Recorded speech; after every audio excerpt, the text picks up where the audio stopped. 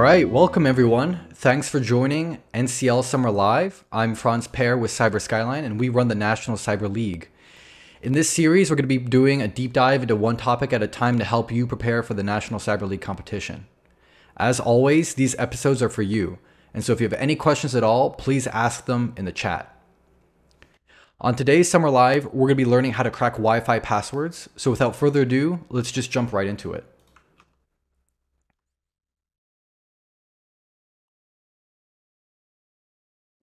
So before we get started, we need to cover, how does wireless security even work? There are two primary protocols here with wireless security. The older one is called WEP, the Wired Equivalent Privacy Protocol. And then the other one is WPA, Wireless Protected Access. WEP is considered very, very insecure. It's been broken for over a decade now, and it's very easy to crack a WEP password. WPA, there have been multiple different versions. There was a version 1, there's a version 2, the most recent is version 3.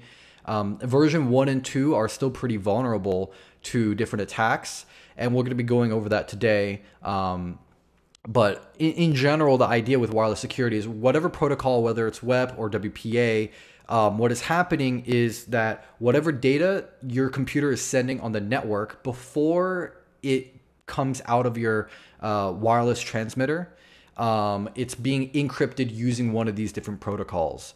And so this is such an important thing to realize, because when you're sending something on the wire, in order for someone to read your traffic, they either need to be on the other end of the wire or they need to be able to tap into the wire somehow. With wireless, you're literally sending that data to everyone in range, right? It's sending a signal. You can imagine like a radio tower. A single tower sends those signals. Everyone who's in range of the radio tower can access that data, the radio station. It's the same concept for wireless internet.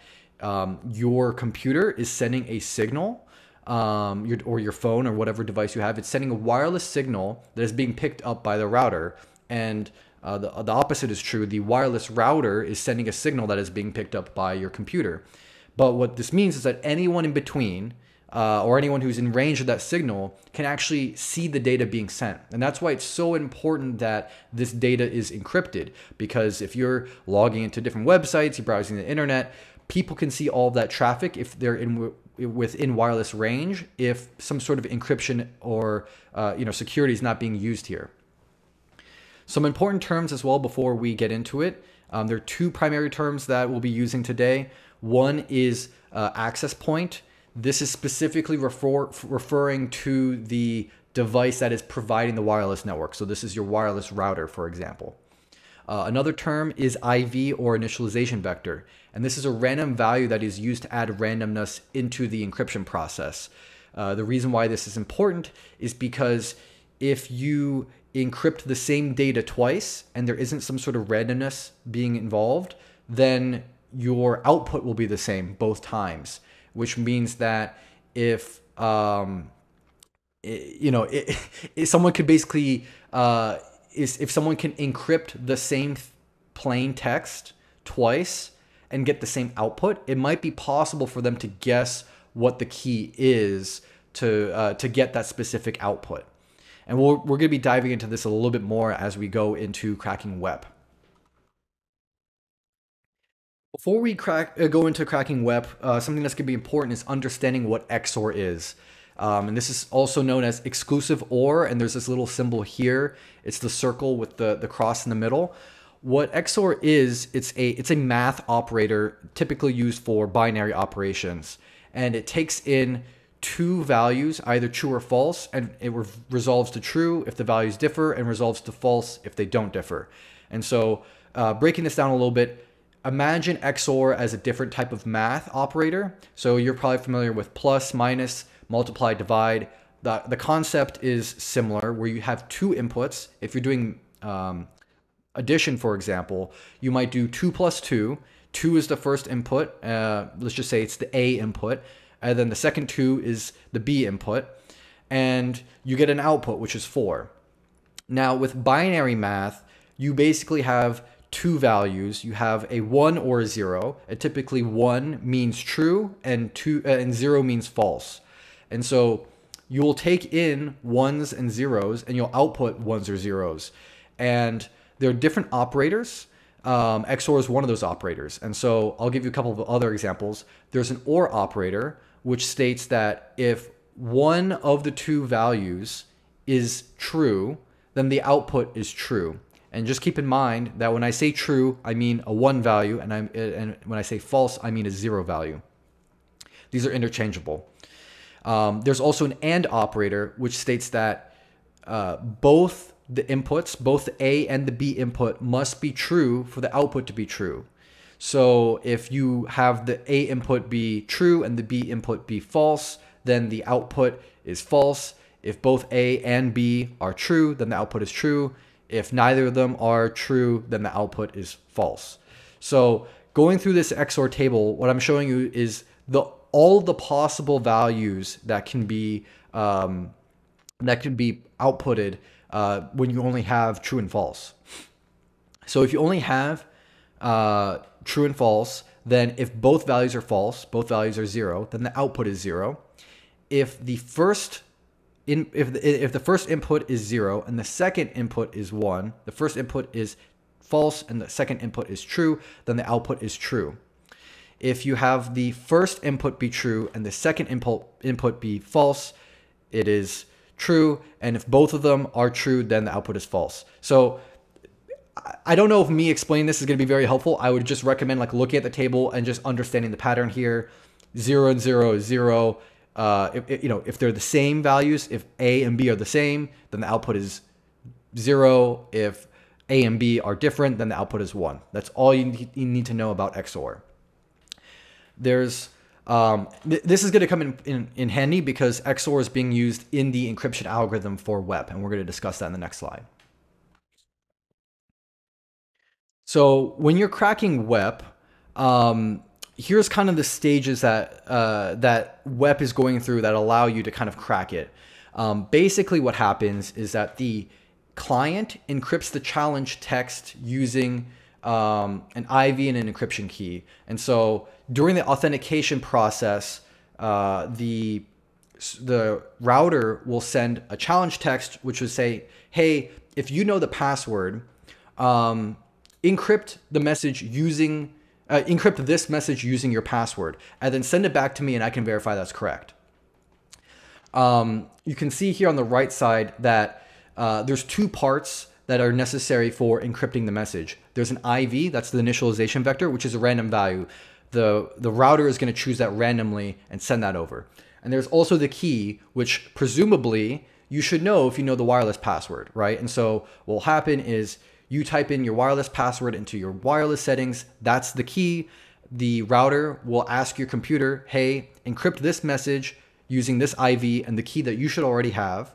That's going to go through the RC4 algorithm and it will generate a key stream, and it's going to be in binary. And that's why we were talking about the zeros and ones and the true and false values before, because this is going to be very relevant here. To encrypt the message, the RC4 will generate this key stream using the IV and the seed, IV and the key, which consists of that seed, and then the computer is going to XOR each value in the key stream with each value of the plain text. So the result here is the ciphertext. That's the encrypted message. Someone's asking here if both are the same number. So both of the same number equals the opposite one. This is asking about XOR. Again, the way to remember the XOR here is that if both of the values are the same, it is a 0. So in this case, 1 and 1 are the same, so the output is 0. And if they're different, then it's a 1. So 0, 1, these two values are different. That's why we have a 1. These two values are the same. That's why we have a 0. These two are the same. That's why we have a 0. And these two are different. That's why we have a 1. It's probably easier if you write this down so your brain can process it a little bit more, because just saying ones and zeros is not very intuitive. So I would definitely recommend you take some time and write this down so you can intuitively understand how it works. It's solely based on whether or not the two inputs are the same or not. If they're the same, then it's a 0. If they are different, then it is a 1. Okay. So this is what's happening, right? Is that you have the key stream, which is being generated by this RC4 algorithm, and you have your plain text. This is the message that you want to send. And to encrypt it, you use the XOR operator to generate the ciphertext. You XOR each value of the key stream with each value of the plain text, and you get the ciphertext. The ciphertext is what is being sent over the network, and the plain text is not. And that's how you have the encrypted message, right? Because this is your sensitive data here as plain text, and you want to encrypt it using the key stream, and then you send the ciphertext. So hopefully no bad guys can see your plain text. But obviously there's a problem here because we're talking about it on today's video. So that's number 3 here. The important thing is that ciphertext is being transmitted over Wi-Fi, and it can be seen by anyone. Anyone within Wi-Fi range will be able to see that data. That's why it's so important that you send the encrypted message over the wireless network. Now here's the problem.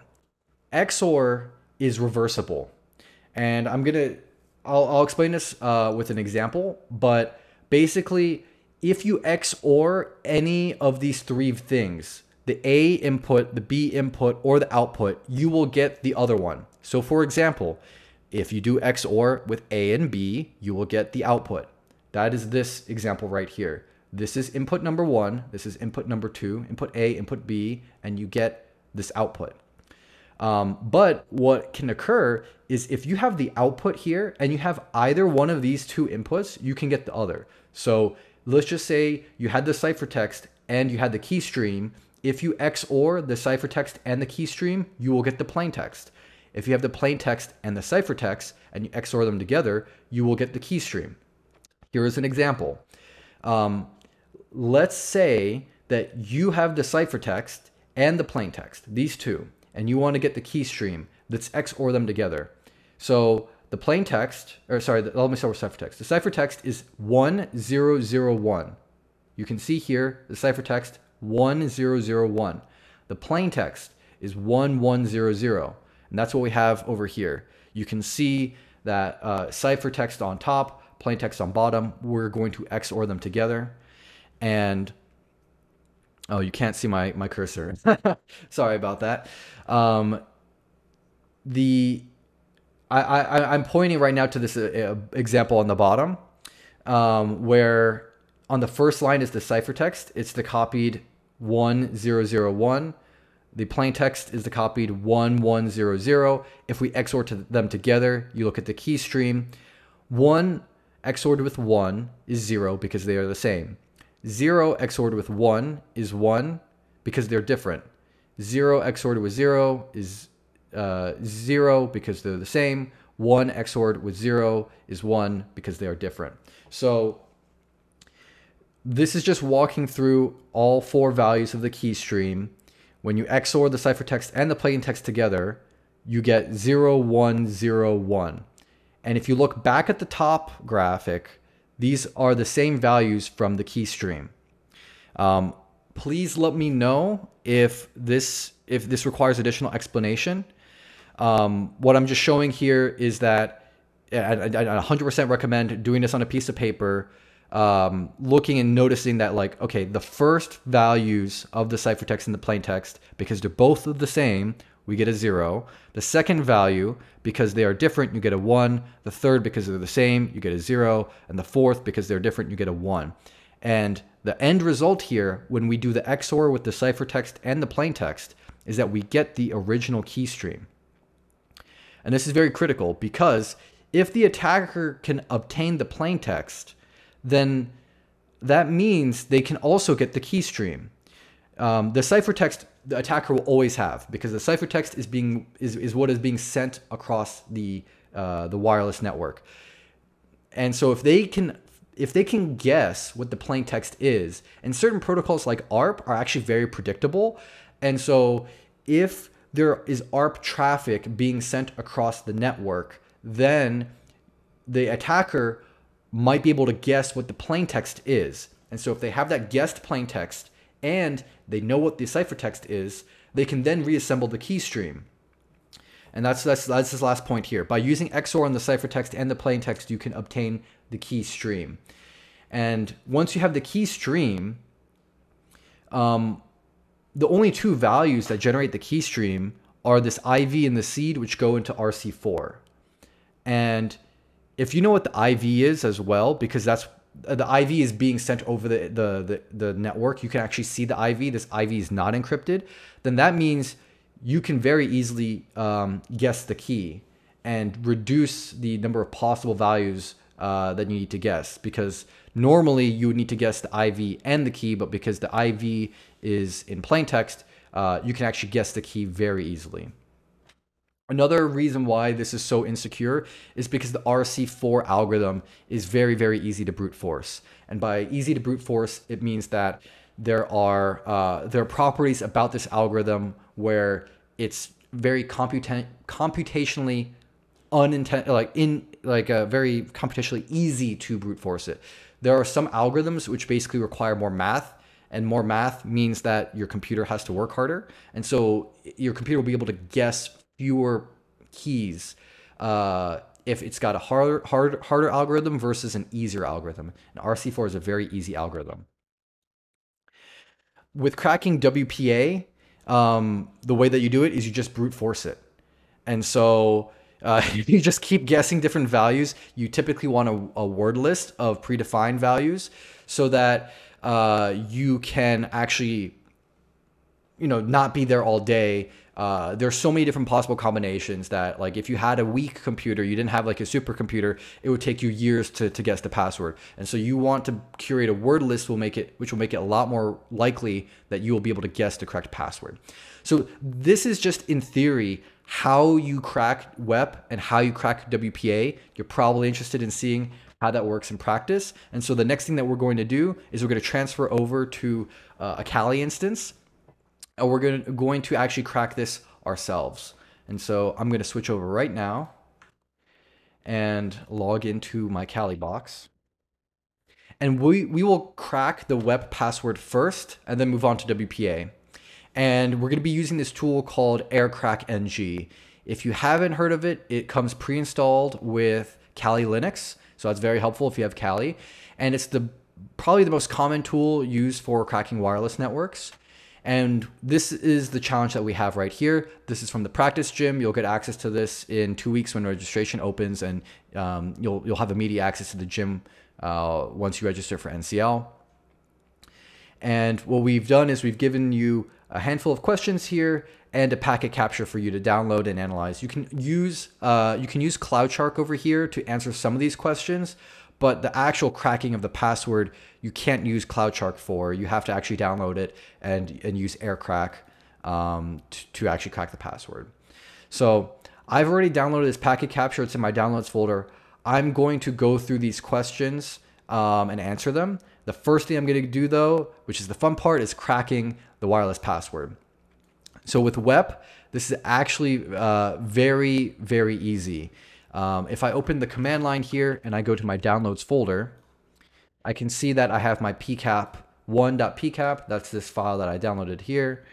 And you can actually run Aircrack NG. And because it is a WEP network, you can crack this immediately.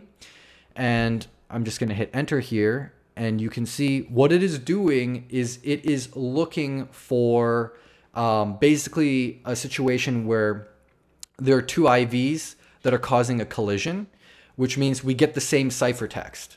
So when you get the same ciphertext, if you have two of the same ciphertext, we can go backwards and identify what the plain text is and what that and what that stream is, right? So Aircrack is going through and it's looking for a collision with the ciphertext.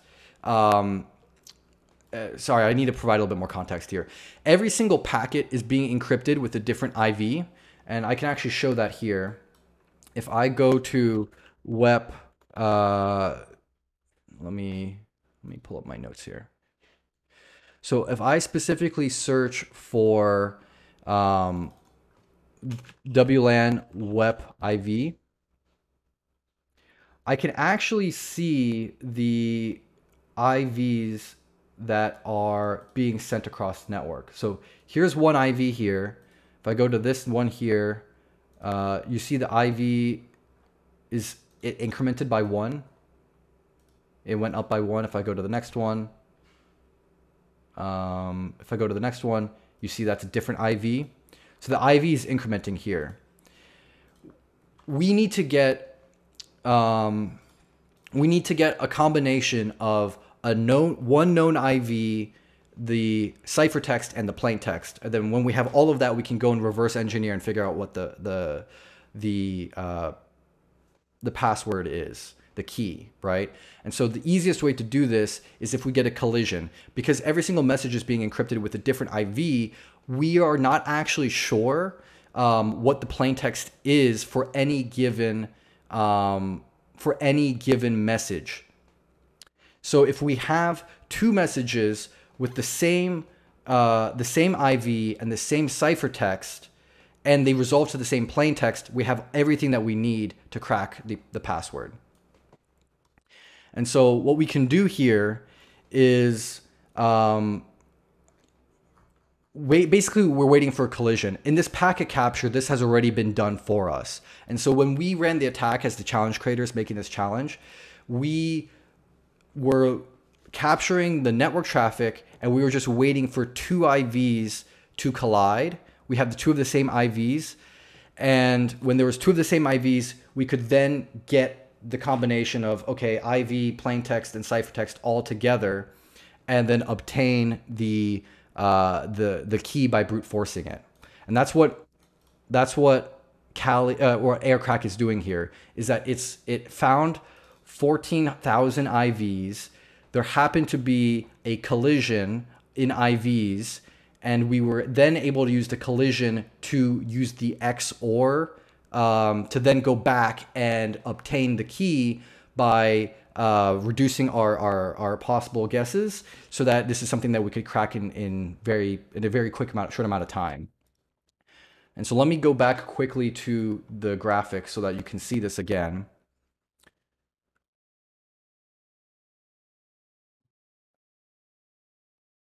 We're looking for a collision with the IVs so that we're able to get a ciphertext and a plaintext and a key stream that all match. The reason why we need the collision in IVs is because if you have the same IV and the same key, then you will get the same key stream. And then you have the ciphertext here. Having this combination lets us decrypt the plaintext, right? If we know the IV and we can guess the key and we have the ciphertext, we can get the plaintext. And so all of this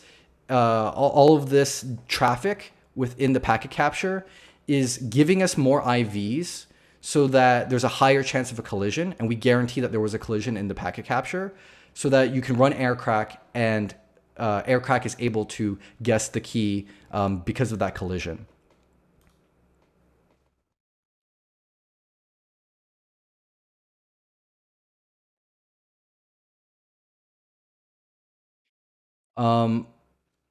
Okay, so from here, now that we've decrypted the data, the key, we can start answering some of these additional questions.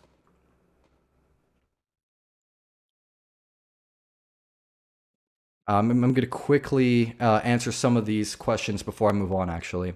So we have someone Betty's asking, how do you capture the PCAP file? We use Wireshark, actually. So I'm going to go into that next, but Wireshark is the application version of CloudShark here that's in the browser, and that will do the capture. And then we use other tools in the Aircrack suite to actually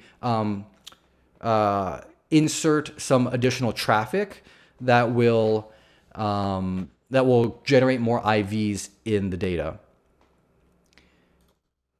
You can also use Punchy Penguin here is also saying that you could use Airmon. That's true. You can use that as another tool to do the capture. Rachel's asking, what causes a collision since IVs go up incrementally?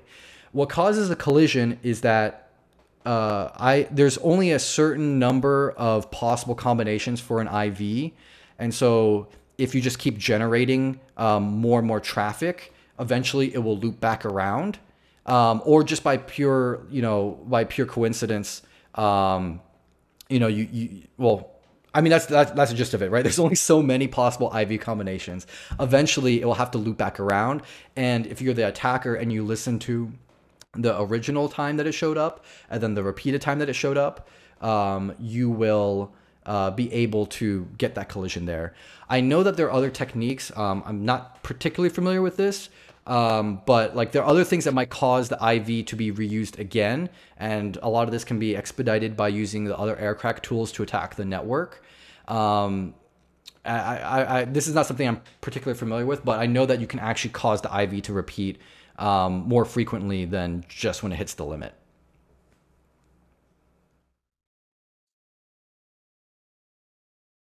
Okay, well, I'm getting a question for, can you show the Aircrack command again? So here's the Aircrack command. I literally just type in aircrack-ng and then the file name pcap1.pcap. And this works because this is a web encrypted wireless network, and Aircrack is doing a lot of things for me automatically. Normally, I would need to specify which wireless network I want to attack because there might be multiple different wireless networks. Because there's only one in here, it's able to find it pretty quickly, or one with the collision, it can find it and it just assumes. You can actually go and look at the Aircrack NG. You can look at their documentation and it will tell you how to use all the different options, because there are some things that might be helpful if you want to do your own cracking. So for example, you can see here, you can specify which network you want to attack. And that might be helpful if there are multiple different networks and Aircrack can't automatically determine that. Punchy Penguin's asking, how many IVs collected is best practice? It varies. I think in general, the rule of thumb is about 60,000 IVs gives you a pretty high likelihood of cracking it. Wikipedia web cracking. This is always what I do when I don't know off the top of my head. I saw this earlier. I think in the paper, in the official write up about it. For a 24-bit IV, there's a 50% probability the same IV will repeat after 5,000 packets. So there you have it. 5,000 packets gives you 50% chance. So just collect more packets to get a higher probability that it occurs. There's no guaranteed number necessarily because you might not pick up the collision, right? So there might have been a duplicate IV, but just because your wireless antenna didn't pick it up, you missed it, you're gonna have to wait for the next one. And that's why it's a probability thing rather than a guarantee, along with other factors. Bradley's asking, so you can attack a network without downloading a capture file.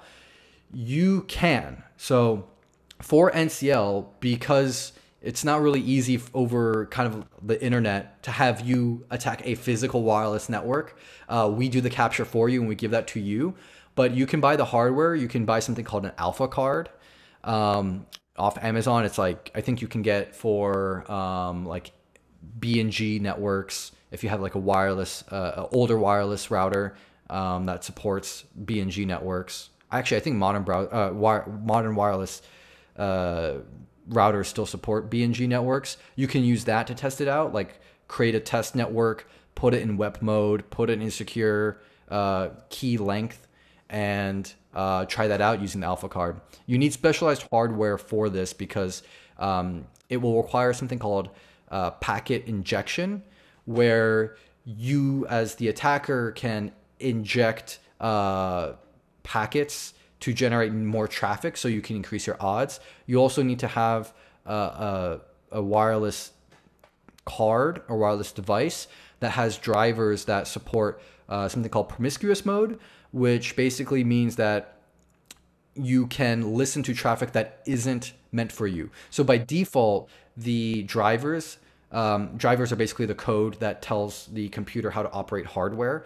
The drivers by default in a lot of different wireless devices ignore any traffic that isn't meant for you. So in every single packet, it's going to have a source and a destination. And if your wireless card picks up traffic that where you're not the source or the destination, it will ignore it. Okay, and then other questions here. Someone's asking what ARP is. ARP is specifically this traffic that tells devices on the same network who's who. I guess it's called the address resolution protocol. It specifically says this is the ID for my network device, and this is my IP address. And it's a protocol that allows for different devices on the network to communicate that information to each other. So you can ask different devices on the network what is the device ID, the device address, called the MAC address of the person with the device with this IP address, or vice versa. What is the MAC address of the device with this IP address? It's used specifically so devices can identify each other on the network and communicate with each other. And there's another question. Any reason to use CloudShark over Wireshark? The reason to use CloudShark over Wireshark is specifically because CloudShark is in the browser. The reason to use CloudShark is because it's the browser. It's convenient, but it's restricted in terms of what it can do versus Wireshark. Wireshark has a lot more functionality. I would recommend Wireshark if you can use it, but we provide CloudShark specifically because it's convenient. You don't have to download any software. All right. I've been on a little bit of a tangent with answering people's questions. I'm going to continue moving forward. If you have any additional questions, let me know in the chat, and I'll get to them once we get to the next stopping point. But right now, what we've done is we've cracked this password for the wireless network, and we need to start answering some questions. And so one of the questions we're being asked here is how many IVs are in the packet capture? And it's very convenient for us because Aircrack tells us how many IVs are in the packet capture when we crack the password. So it's 14337. We've completed that. What is the key size of the wireless network data encryption method in bits? So this is something we didn't cover, and I'll cover it briefly. There are different lengths of key encryption for WEP. So if I do a Wikipedia search on WEP, there are multiple different key lengths. There's a 64-bit key, the 64-bit. There is 128-bit. There's 152, 256. So there are different lengths of encryption keys that can be used. And these kind of allow you to have kind of variable length security. So for older computers, keep in mind this came out in 1999. For older computers, having a shorter key meant that your internet was faster because it wouldn't take as much compute resources to actually do the encryption and the decryption. And so that's the reason why there's these shorter length ones, but there's also the longer length ones if you want to have better security and you're willing to trade off the performance hit that you'll take for having the longer encryption key. But the important thing to realize is that there is in this encryption, this is the seed here, right? The seed is the IV plus the key. And so even though you might have a 64-bit WEP, your key is only 40 bits because the IV make up the other 24 bits. And so if I'm looking here and I've seen that this is the encryption key. If I have this encryption key here, it's this plus the IV. It doesn't tell me which IV collision is the one that I was able to use to generate the password. But it's this plus the key which is being used to generate the the seed, which is used to encrypt all the messages. Now, Wikipedia tells me that a 64-bit web key is usually entered in as a string of 10 hexadecimal characters. That's actually what's happening in this situation. 1, 2, 3, 4, 5, 6, 7, 8, 9, 10. This is the 10 hexadecimal character password, the key. And so it says that 64-bit web will use a 40-bit key and a 24-bit IV. And so knowing that here, I can say this is a 40-bit key. I can enter that in. Oh, am I getting it wrong? Maybe we were expecting the full length 164. Or I might have played myself. Oh, no, we got it. Okay. I think we were a little bit ambiguous there. I might have to go and update the wording on that question. But the 10 character hexadecimal password generates a 64-bit web encryption. All right, question number 3. What is the IV for the first packet capture in hex? I think we actually showed that a little bit earlier. If I go here and I click on the very first packet that matches this filter, which is specifically looking for any traffic that has an IV, I can go and I can see under web parameters that there's the initialization vector here, and I can type in 003A33. What is the web key? We solved that earlier. I'm going to copy that, paste that in here. And then the final question, what is the TCP checksum of the first packet in the capture in hex? So this is a little bit more advanced. For those of you who are not aware, TCP is the transmission control protocol. This protocol is being used to, let me see if I can pull up a picture OSI stack.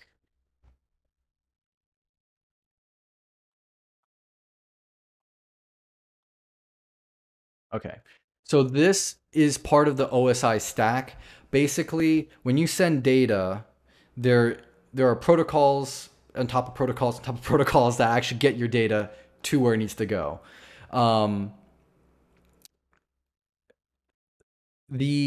The data that is being encrypted by the wireless, the WEP, is happening at this.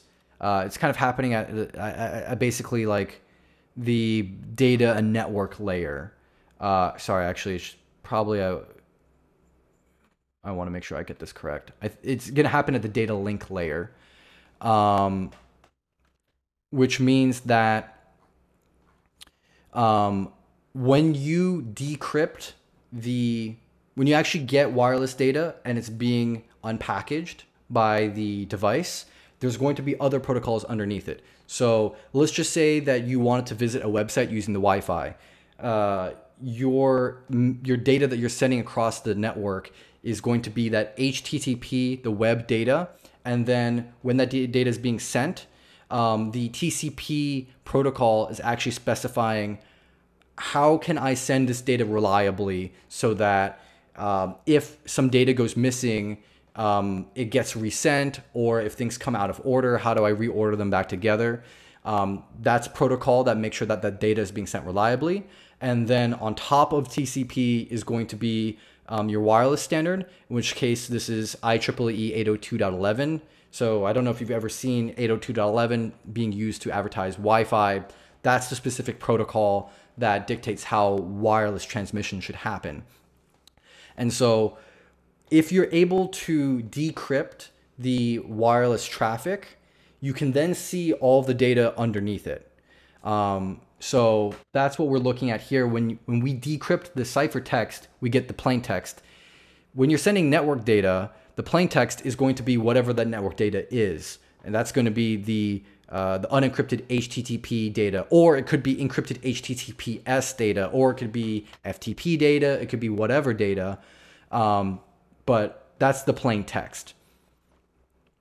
So this question is requiring us to decrypt the wireless traffic so we can get the underlying TCP traffic that is underneath that. And so to do this, we actually have to use Wireshark. And I'm going to open up my downloads folder. And I have my packet1.pcap. I open up in Wireshark. This is a cool thing that you can do in Wireshark. If you have the password, if you go to the edit menu and you go all the way to preferences and you go to protocols, you can scroll all the way down. I'm actually going to do a search. IEEE 802.11. This is the wireless protocol. There's a checkbox for enable decryption, so you can decrypt the traffic. If you go to the decryption keys, you can add a new decryption key. I'm going to add a WEP key, and I'm going to type in our decryption key. So I can come here and I can type in, I'm trying to get all these on the same window, A48153B4CF. Hit OK. And you can see immediately the display changed. So what happened before I did that was all of this data was encrypted. Wireshark doesn't know how to read it. So it just tells me, here is the raw data from the wireless traffic. And I can actually go in here on CloudShark. This is before I decrypted it. You can see that it's showing all of this, like all of this data is this LLC protocol. This is specifically referring to that wireless traffic data. And if you look, it just says, okay, here's some raw data. Here's some raw data. It's 1,500 bytes of data that Wireshark does not understand how to read and process. When we actually decrypted it using the WEP key, you can click on each single packet. You can see now that it's decrypted, Wireshark knows, oh, this is SSH data. And it specifically can classify it as SSH data. And I can treat it and look at it like normal SSH data. So let me go all the way to the top, look at this SSH data, and I can specifically see, okay, SSH data, I know that SSH, what port does SSH run on? Port 22. I can see, here's the SSH data, and I can specifically see, okay, it's going to port 22. I can confirm this is specifically SSH data. You might notice a lot of this like black background with this red text. This is part of Wireshark's coloring scheme. You can see here in the description, it's giving you kind of this warning here: TCP previous segment not captured, TCP out of order. Because all of this data is being sent over Wi-Fi, it's not as reliable. And so some information is being lost in the process just because, it's unreliable. It's just like if you're listening to the radio and you might get some noise, it might be fuzzy sometimes. The same thing happens with wireless. On the radio, you hear it as an audio like fuzz. When it comes to network traffic, it manifests as bad packets that are invalid, or it might manifest as you missed a packet and you just don't have that data. And that's part of the reason why you might see these errors, is because Wireshark is expecting some previous data to have been sent immediately before that, and it didn't capture that. And that's why we're getting this error. Someone's asking, isn't TCP on the transport layer on the OSI? I'm going to be honest, I should know the OSI layers a little bit better from memory. I learned it in college and then I kind of forgot it. I just remember that, like, hey, there are different layers, and it's like peeling an onion. You need to process the top layer to get to the next layer, and then you process the next layer and you keep going down. But that's what we're doing right now when we're decrypting this traffic. We are unpeeling the Wi-Fi layer, and underneath the Wi-Fi layer, we're getting the TCP traffic, and that is all of this TCP traffic. And then Wireshark is doing us another one step forward. If possible, it can actually unravel the TCP traffic, the TCP layer, and go to the next layer down and get the SSH traffic. And that's what we're seeing here. So referring back to the question we're actually being asked, what is the TCP checksum of the first packet capture in hex? So we can go to the first packet capture in Wireshark. And let me pull up my window here. And for those of you who aren't super familiar with Wireshark, this top window with all of these different rows, this is every single packet of data that is being sent across the network that we were able to see. And if I click on one of these packets, Wireshark will try to dissect that data, basically unpeel the layers of the onion, try to understand what does all of that data mean, try to make something meaningful out of it. And in this case, we can actually see here that we have our TCP protocol that it dissected, it's trying to interpret, and we're getting information like source port, destination port. One of the fields that we actually get is called the checksum here, the TCP checksum. And as a little fun fact, the TCP checksum is basically it's kind of like a value that is being generated by the TCP protocol that makes sure that none of the data was tampered accidentally or intentionally, I suppose, when it was being transmitted. And so if, for example, I'm looking at the raw data here, if this like 66 were like a 67, then the checksum would be different. And when the recipient of this data calculates the checksum on the data, the checksum that they would get would not match the checksum that was being advertised as what it should be. This is very similar to how you might see MD5 or SHA-1 hashes for files, so that if you download them, you can actually make sure that you've downloaded the exact same file that the sender intended for you to have. It's the same concept, but instead of using a hash, it's using a checksum. But it's going through a formula to actually calculate that, an algorithm to calculate that. So let's go and answer the question. The checksum is 897B. So 897B. Cool. So we've got all of that. I'm going to stop here for a second. I'm going to answer some questions. After that, we're going to move on to cracking WPA traffic. Now is a great time. If you have any questions about WEP before we move on, please ask us now.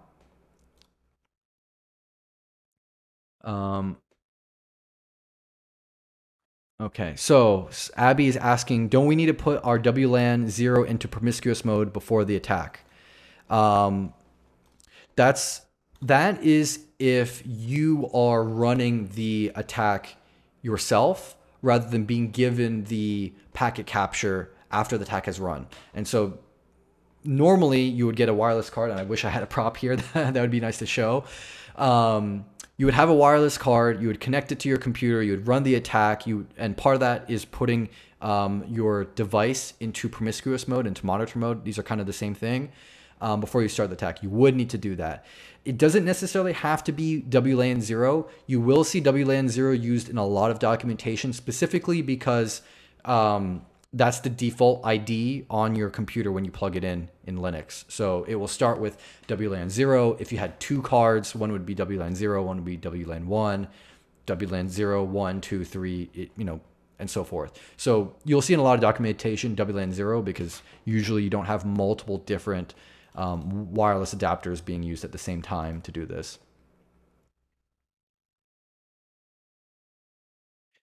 Let's see what other questions we have here. Okay, someone's asking, where did I go to enter the key to decrypt the capture? So I went to, in Wireshark, I went to edit at the top here, and then I go to preferences, and then protocols. I need to go to IEEE 802.11, and then make sure the enable decryption checkbox is checked. And then I go and then I add the decryption key here. I'm sure if you Google this, like how to decrypt wireless traffic in Wireshark, there will be another guide that shows you how to do that.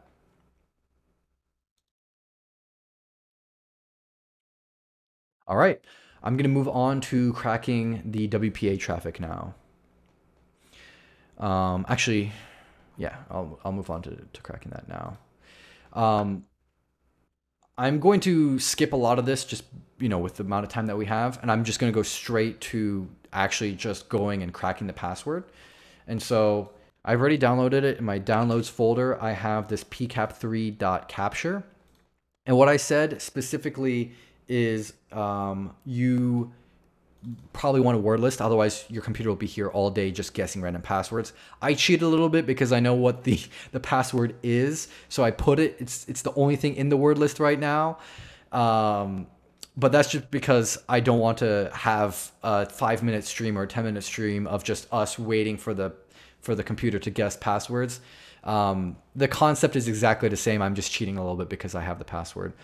Before I move on, there was a question earlier about, because this is relevant here with cracking the passwords. With WEP, we needed to wait for a collision for the IVs. The question was, do we need to have the collision to get to actually go and get the password? You could just brute force the password and try to connect to the network. That's always a possibility.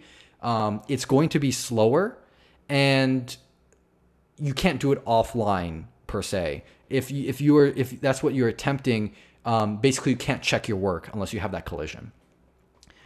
With WPA, what we are doing is we're specifically capturing. WPA is a little bit different because we are capturing the handshake. Basically, this is the authentication process with the network, and it is possible to do a brute force and double check your work offline. So that's why it's relevant here, is that it's slower than the way it works with WEP, which is why with WEP we didn't need a word list, but with WPA we do need a word list.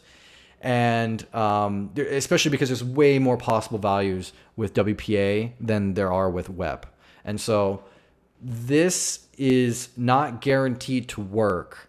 Like with WPA, with WEP, it's basically guaranteed to work if you have that collision. If you have enough IVs, it's guaranteed to work. With WPA, it's basically not guaranteed to work unless you're lucky enough to have it in a word list, or if you just set your computer to do a raw brute force, if you're lucky enough to guess it properly. But it takes much longer to guess a WPA password than a WEP password. So right now we have this packet capture 3.cap. I'm going to run the Aircrack command. So to do this, I'm running aircrack-ng. I need to specify some options, unlike last time where I didn't have to specify any options. So one of the options I need to specify is this -w. The -w is specifying what word list I want to use to crack the password. And I see that my history has shown, so you can actually see what's coming up next. So I created my word list with a single password, which is the password of which is the passwords I want to try, and that's the password of the wireless network because I already know that. You also need to specify -b, which is which wireless network you want to attack. Now, I already know what it is. To find out that wireless network, what you would do is you would look at the packet capture and you would look for broadcast packets. If we were nice enough to to do all the filtering for you, then this should be pretty straightforward. There's some tools here. I think if I go to wireless networks, CloudShark will actually tell me specifically, hey, here are the networks there. You could go and just look at all of the different wireless networks using CloudShark or Wireshark. There's an equivalent version of that to see what wireless networks are there. Let me see if I can actually pull that up very quickly from Wireshark. So if I go to Wireshark, I go to wireless, WLAN traffic, you can see there's only one. BSSID is the broadcast SSID, the identifier of the wireless network. And so that's the MAC address of the wireless router. And so now that I have that information, this C0A400, that's this here, 4A008076E4. That is our target. That's the network, the wireless network that we want to attack. And then I need to provide the actual packet capture with the handshake that we want to crack. And so what's happening with this is when they're during the authentication process between a client and the wireless network, there's this thing called the four-way handshake. If you capture that entire four-way handshake, you can then do an offline attack and just have Aircrack just guess passwords until it gets it correct. And so this packet capture has that four-way handshake for you to actually go and break it. Because I had only a single password in there, it found it instantly, and you can see that the password is blueberry muffin. So that was a very quick password guess. If you want to do this yourself, there's a bunch of different places where you can get word lists. One is in Kali Linux. There is the default Rocky word list, which comes in the user share, USR share word lists directory. And you can see there's rocky.txt. This is basically just like a bunch of the most common passwords generated from the RockU breach that happened like years ago. If you go online, you can find a lot of like different GitHub repositories that have word lists that you can download and use if you want. We typically use RockU as kind of like the de facto beginner. Here's the easy word list that you should always try. So I'd recommend always trying the Rocky word list first. If the Rocky word list does not work, I would recommend seeing if you can find any other word lists online, especially if we have some sort of theme for the challenge. See if you can find a word list that might match that theme. But yeah, this is kind of this is how you crack a WEP and a WPA password. For WEP, you are downloading for WEP you're creating a packet capture, or you're downloading one that we provided for you, where there is a collision in the IVs. If you want, next time maybe I can do a lab and I can actually like get physically the card and show you how to do it. I'm gonna give a warning on that. Sometimes it doesn't go to plan. So we can try to do that. If you actually want to see the process for how do we actually generate these packet captures, it's not gonna be possible for us to kind of replicate that experience with you because it does require physical hardware. So it's not something that you'll be able to do within NCL, but I can show you how to do that if you want to do that on your own. So that's how you crack WEP, is that you're getting those collisions in the IVs, then you're putting it through Aircrack. Aircrack is looking for that collision in the IV, and then from there it can actually do the XORs to reduce the possibilities and then brute force the key very quickly. When you're looking at WPA traffic, basically this is just a pure brute force where we have all of the four-way handshake, and then the four-way handshake shows that the encryption process of the password going through with the network, and you're just having your computer guess what that password might be, and you specify a word list to make that possible in a decent amount of time. I'm going to go through, I'm going to answer any final questions, and then we're going to wrap up today. While I'm doing that, I'm going to open a poll, and I'm actually going to ask what all of you want to hear about in the future. So we have a couple of different options. How does DNS work? How to crack MD5 and NTLM passwords using Hashcat. And I'm going to add a third option here, actually, how to create a Wi-Fi capture for password cracking. So those are your options. I'm going to make that visible. Please let us know what you want us to cover on the next time. Going through questions now. So we have people asking, we have people commenting about promiscuous mode. Yeah, promiscuous mode and monitor mode is specifically allowing your wireless device to actually like keep any data that is not meant for you. Typically, by default, any data that is not meant for your computer is being thrown away. If you're attacking someone on the network, you want to listen on the traffic that's not meant for you. You want to listen to that. And so that's why you want promiscuous mode or monitor mode. Is the word list a hacker? Is the word list just coming up with random possible passwords, or is it another method? So I kind of answered that a little bit. There's the RockU word list, which already exists. People will curate and generate their own word lists, and there's definitely plenty of the ones that you can find online. Okay. When collisions occur, does that indicate that? Sorry, let me let me mark this as answering. When collisions occur, does that indicate the algorithm is broken? Yes. Actually, if you look at the Wikipedia article, it says that collisions should not occur, and if they do, that is a problem, and that's why we no longer use RC4 and WPA. So let me see if I can actually search this up. IVs.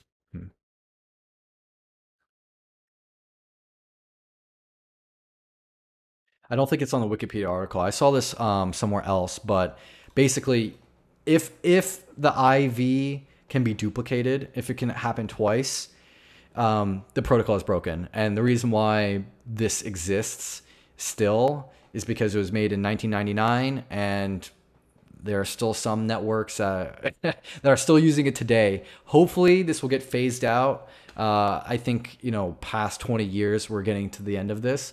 But you never know. You'll still see once in a while a wireless network running WEP because it was set up in like the late 2000s and they were using WEP at the time. And for some reason, that router managed to survive 10 plus years. So it still exists. What theme are you using? That's a very good question.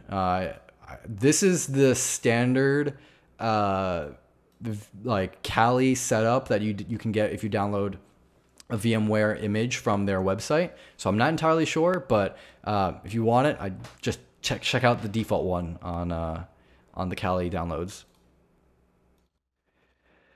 Abby's asking, which is better between Wi-Fi and Aircrack NG? I've never actually used Wi-Fi, so I can't really comment on that. I know Aircrack is definitely the most popular. I don't know if there's any reason why you'd want to use one versus the other, but yeah, definitely. If there are people who have experience with Wi-Fi and they think it's better than Aircrack for some reason, we'd love to hear kind of the reason why. But yeah, I always use Aircrack because it's simple enough for me, and I've learned it that way. Okay. So we're coming up past the hour right now. I know this is one of our longer episodes. I think there's a lot of information in here, and I appreciate all of you joining us today. If you have any additional questions or you want to reach out, ask anything, you can contact me at my email address, fpayer@cyberskyline.com. I'm happy to point you to any resources and listen to your feedback. Also, make sure to sign up for NCL. We're coming up on 2 weeks from now on August 23rd. Registration opens, and you'll get to be able to practice this yourself in the gym when you register. It looks like the consensus for the next topic is going to be how to crack MD5 and NTLM passwords, and so we'll do that. Although there's a pretty close runner-up for how to actually create the Wi-Fi capture. So I will try to scrounge up all of my hardware, see if I can get something together for an episode of that. So we might do cracking password, MD5 and NTLM passwords next episode, and then the one after that we might do the Wi-Fi capture.